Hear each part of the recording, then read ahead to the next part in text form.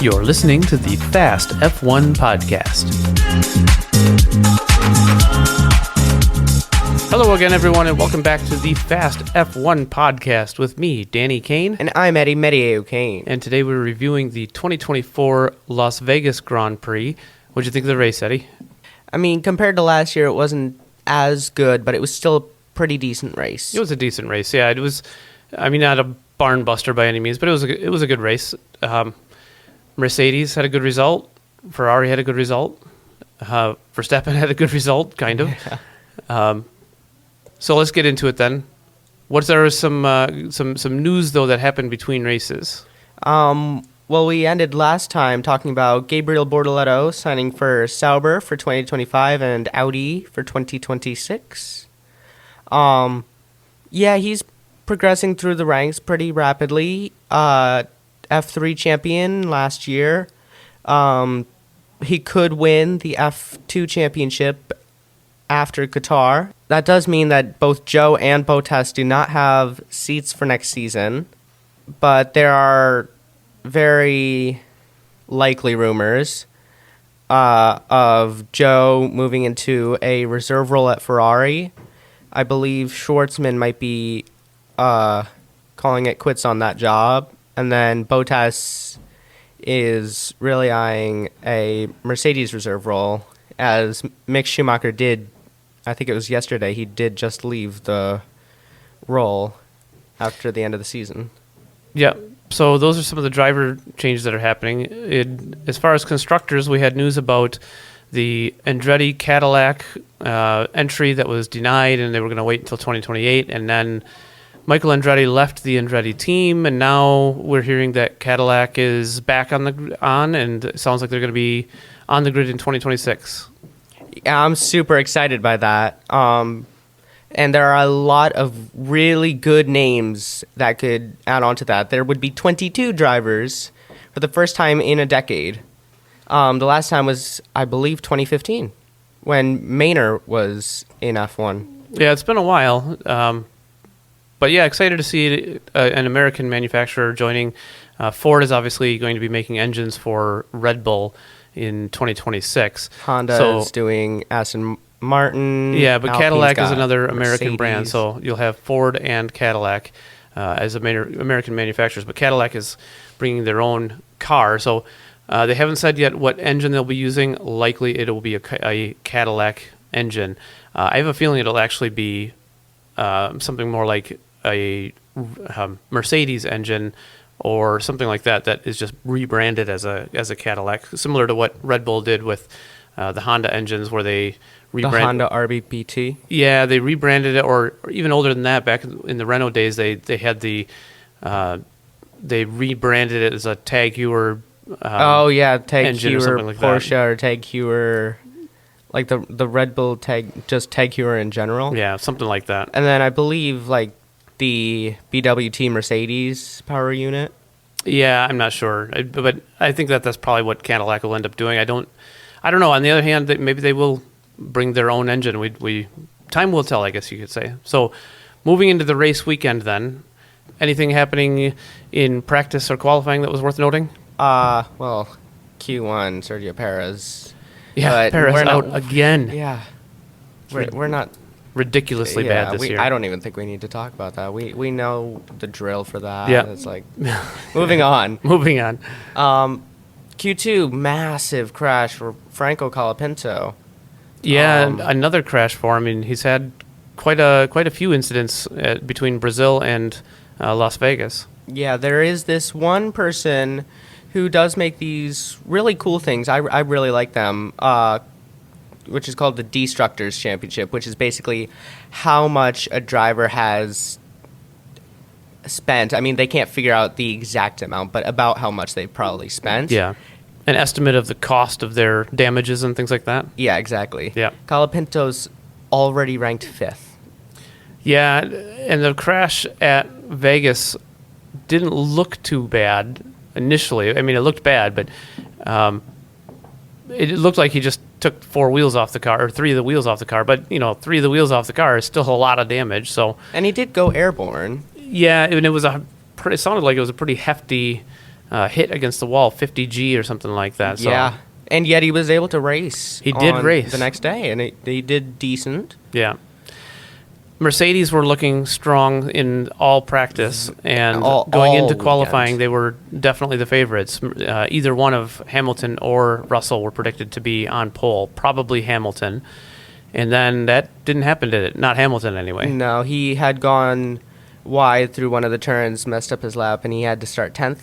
But Russell did take the pole position. Russell ended up on pole, yeah. Ahead of Sainz and Pierre Gasly. Yeah, Gasly with a really good qualifying after getting third, got a podium in the Grand Prix at Brazil, and then followed it up with third place in qualifying at Las Vegas. Outstanding. Yeah, definitely. Sadly, his luck would not last for long, though. No, it wouldn't. So let's move into the race then. Russell on pole, got away from pole decently enough. Very well, in my opinion. Yeah. Stretched out about a 2 or 3 second lead, and then Leclerc closed him down pretty quickly, actually. Well, Leclerc started fourth. Gasly and Sainz went a bit deep. Yeah. Leclerc snuck by him. He did. It's really close between that Constructors' Championship for 6th place and for 1st place. And, like, half the teams in this Constructors' Championship are, like, right on the wire. They're in millions and millions of dollars difference. Yeah, so there are 5 different teams that are in some form of a Constructors' Championship battle. I mean, Red Bull going into Vegas kind of were as well. They were an outside chance. Mathematically, leaving Vegas, they were still possible to win the championship, but I don't think it's going to happen. I don't think anybody believes it's going to happen. It would take both Ferrari and McLaren basically scoring no points from here out. So it basically leaves Ferrari and McLaren battling for the championship, for the Constructors' Championship, but the battle for 6th place is still extremely tight between Haas and RB and Alpine. So about 3 or 4 laps into the race, Leclerc got right on the gearbox of Russell and looked like he was going to have a chance at making a pass. Didn't end up happening, and then his tires fell away big time. Yeah, that's because he was pushing really hard. I called it out right away, and his tires were gone. Yeah. Eventually, a little while after he pit, we saw, well, for one thing, Hamilton charging up the field. Yeah, Hamilton's pace from practice came back, and he was flying. Yeah, it was crazy. Eventually, Hamilton pit, and Sainz somehow managed to give Leclerc the position in front and did not let Hamilton by, which was really crazy. I don't remember that, but okay. Eventually, when Sainz tried to pit, his team was not ready for them. Yeah, so the team wasn't ready for him, so they told him, don't come in. He was already on the pit entry. That was super Somehow dangerous. managed to avoid a penalty. As By basically, he jumped back out onto the track. Hamilton pit, and I think that's how Hamilton got by him at that point. He passed him in the pits. Yeah, exactly. Well, he didn't pass him in the pits. Well, through the pit, The pit process. yeah, through all the pit stops, Hamilton came out ahead of him. Hamilton did have to make a pass on Verstappen on track, and unlike times in the past, it was exactly. pretty clean. I think Verstappen really knew his mission was to just have a clean race, finish ahead of Norris, which he did, and that sealed him the championship. He has a 4-time world champion. He is a 4-time world champion. I like the shirts that Red Bull wore. Like they all had their Red Bull gear on, and then right after he won the championship, they all took it off, and they had these Max shirts with the A shaped as the number 4. I thought that was really cool. Yeah. Really special. Yeah, they did something similar for Vettel when he won his 4th, that they had the Roman numeral 4, the IV, and the V started the word Vettel, so Nice. I Vettel, essentially.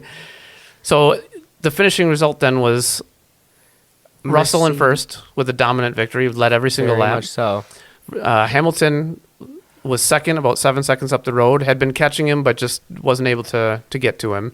And Mercedes had gotten a 1-2, and this was the first time they actually had been in first place in every session since 2020. Yeah, they topped every single session. They had a 1-2 in just about every session. I'm not sure about the practice sessions, but I think so. They did not have a 1-2 at the end of Q3, obviously, but it was a great result for them as a team. A 1-2, they worked really hard to get there, and something just worked really well at Vegas for them. Third place was Carlos Sainz, which was the only one in both of our predictions that we did get right. Yeah. So, and Verstappen ended up finishing fifth, I believe. Something like that. Yeah, fifth, and then Norris sixth, and Piastri seventh. So, with that, Vettel, four-time champion. Verstappen is a four-time champion. Vettel's a four-time champion too, but it happened a while back. Yeah, that was a long time ago. That was a decade ago. Yeah, so congratulations to Max Verstappen and to the Red Bull team.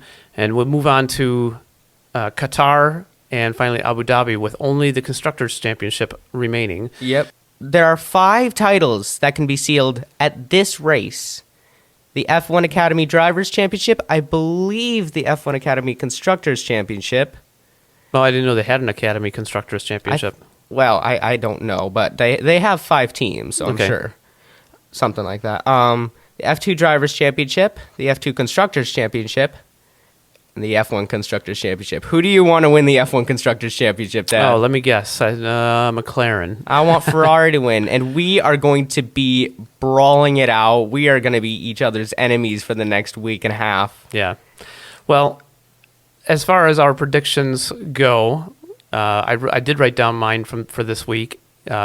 Reviewing the Las Vegas predictions, I had gone for Piastri, Leclerc, and Sainz. Piastri nowhere close to the Not win. at all. Leclerc was up there, and for a little bit looked like he had a chance at a win, but in the end he fell away and finished fourth. Sainz finished third, so I got that one right. And then I say Leclerc first because I was going a lot like last year's. So I said Leclerc first, Verstappen second, and Sainz third. I also got Sainz correct, but Verstappen, Leclerc, nowhere near in the end. Yeah. So moving on to Qatar, I'm thinking that the McLarens are going to be really strong at Qatar again. It's a track that suits them. And I mean, I'm not alone in thinking that. Everybody's kind of been saying, yeah, McLaren's probably going to be a lot stronger. I think that McLaren should be a lot better. This track suits them better. It's a smooth track, though, so Mercedes should probably be very strong as well. Ferrari is going to be right up there. I don't think Red Bull will be. They just haven't had the car lately. As much as as they did at the beginning of the season. The rain really served Verstappen well at Brazil, but otherwise I don't think they've been very good. So I think that Verstappen's going to struggle to get in the top 4. I think he'll be 5th. So I'm going to say Verstappen 5th. But for the top 3, I think it's going to be McLaren 1 and 2, and I think it's going to be a Ferrari in 3rd. Well, who are they, though? Yeah, I think you'll see Norris, Piastri, and Leclerc as your top 3. I'm just because it's so close. You can kind of put them wherever. I do think it'll be exactly. No, I do think it'll be Norris, Piastri, Leclerc. Got it. I said Hamilton first. I'm starting to regret that. I think Norris second, and I believe I said Leclerc third. I cannot remember. I know it was Hamilton, Norris, and then a Ferrari. I'm pretty sure I said Leclerc. So what you saying? I said Norris, Piastri, and Leclerc, and you're saying who for your top 3? I'm saying Hamilton and Norris and Leclerc. So one more thing before we close, we have created our own fantasy. So you can join us at Fast F1 Podcast with Danny and Eddie on the F1 Fantasy. Yeah, and that's on F1, the Formula1.com Fantasy League, right? Yep. So the official Formula One Fantasy League, you can search for Fast F1 Podcast with Danny and Eddie and join our Fantasy League. There's only 2 races remaining for the season, so not a lot to get in for this year, but I'm sure we'll have it going again next year. We will have it going again next year for sure.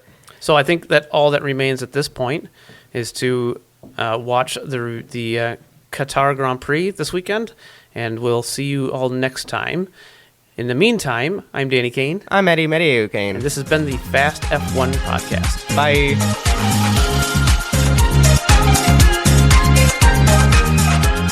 Fast F1 is produced by Danny Kane and Eddie Meteye-O'Kane. All rights are reserved. Music is performed by Alex Zavesa. Thanks for listening.